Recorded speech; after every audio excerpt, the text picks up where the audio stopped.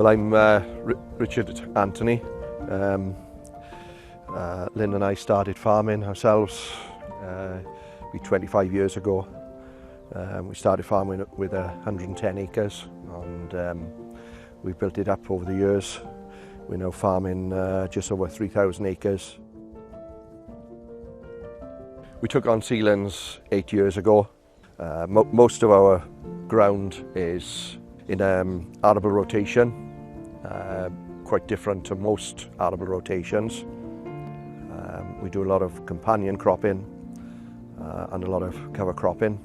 Regenerative farming is what people call it now, but I think it's regenerative farming is what we've been doing for the last 25 years really.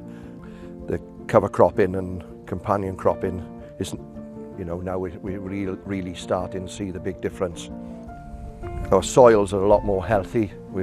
Our insect populations have increased incredibly, and it's really exciting, a lot of the benefits we're seeing now from it. The aim is to get as much yield as possible out of the rape, and we're doing that by sowing a lot lower seed rates now than what we used to. We're doing between 30 and 35 seeds per square metre. What we're trying to do by reducing the seed rate, we're trying to end up with this big, almost like each plant is like a tree in itself. So it's got branches, it just keeps on branching out. So we're ending up with this canopy, so that we're having pods for almost like a metre of pods, as where years ago we would have had very thin stems. The plants would have been no thicker than your small finger, and the canopy of pods would have been only very small, as where now we're getting a lot more pods on the plants. So as obviously you're planting less and your yield has gone rocketed, got up. Increased, yes. Yes. You can see by the plant that Dan has brought you, if you look at that, it's like a tree in itself. So talk about taking CO2 in. It's incredible. It's all about our soil management. Our organic levels are going up every year really. It's how we improve on what we're doing now. We're looking at when we put the phacelia in now, we're going to try some vetches with the phacelia again. So we're always trying something new with the crop.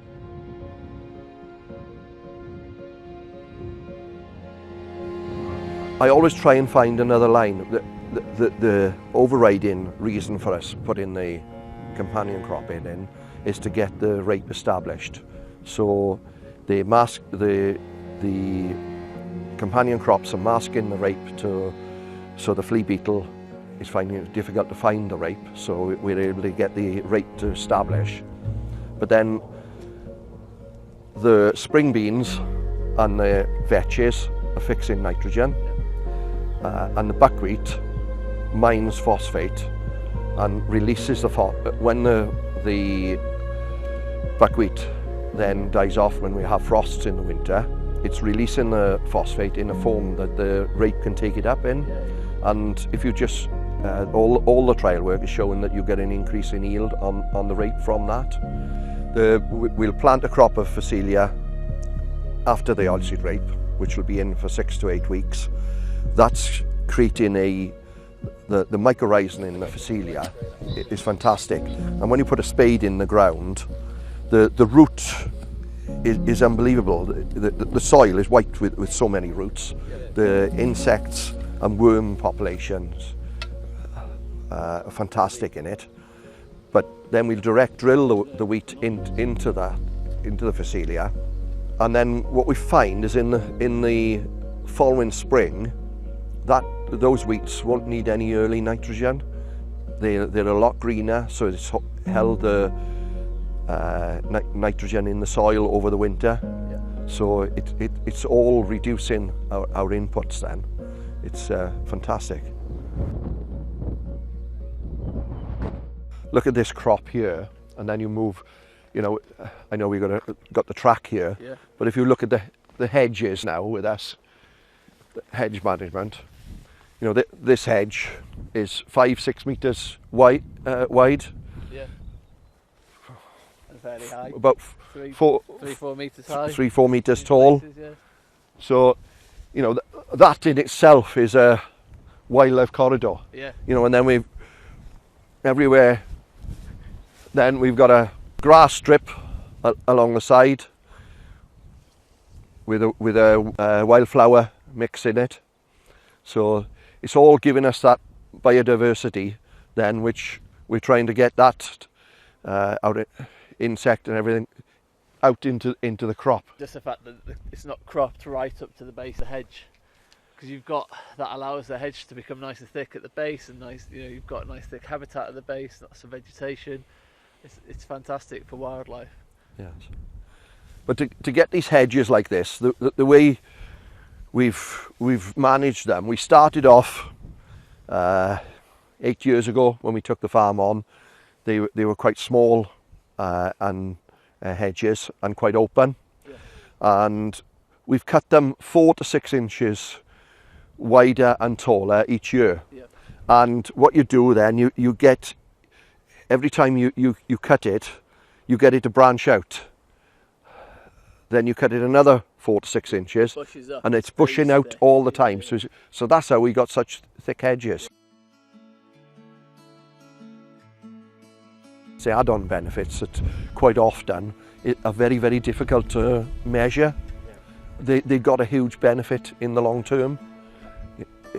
It's all given us increases in our organic levels. It's all given us an increase in the biodiversity, and you know, it's all about the bigger picture at the end of the day. It's you know, but you can't lose sight of what we got to do. We got to make money.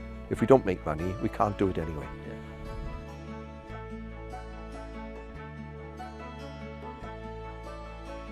We've put wherever we had the wild bird mixes, we've basically put one of these in the same areas. So what we tend to find is when we get into January, we tend to put them out then when the mixes are starting to run short of food, yeah. to just try and help the songbirds, keep the songbirds on the farm. And well, it seems to work because we've got huge numbers of songbirds through January and February, and it's lovely to see them that time of year, because you see them going along the hedgerows and flock in flocks. Like it's yeah, I think it's definitely helped. Like, because even with the best the wild bird seed mixes in your crops, they'll become seed depleted, and that hungry gap is critical then. So, and yes. It's great to see that there's food still in there now. What are we, mid-May? So you're feeding right up until the end of May here, and it just helps keep those birds in really good condition.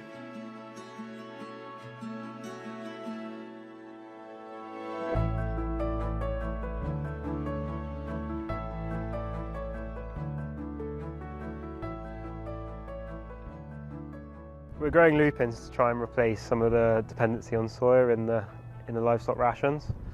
So homegrown protein is the key, and we could have looked at beans or peas or anything like that, but we decided to go with lupins. Okay. It's a crop I first grew when I was managing the farm in Kenya, and it's quite chuffed to see it growing it back in the UK, to be honest. So all to do with being sort of carbon neutral as an industry, not just arable farmers but also livestock farmers. Yeah. You know, if we can sort of replace some of that soy dependency, it's going to be cheaper for them and more sustainable going forwards.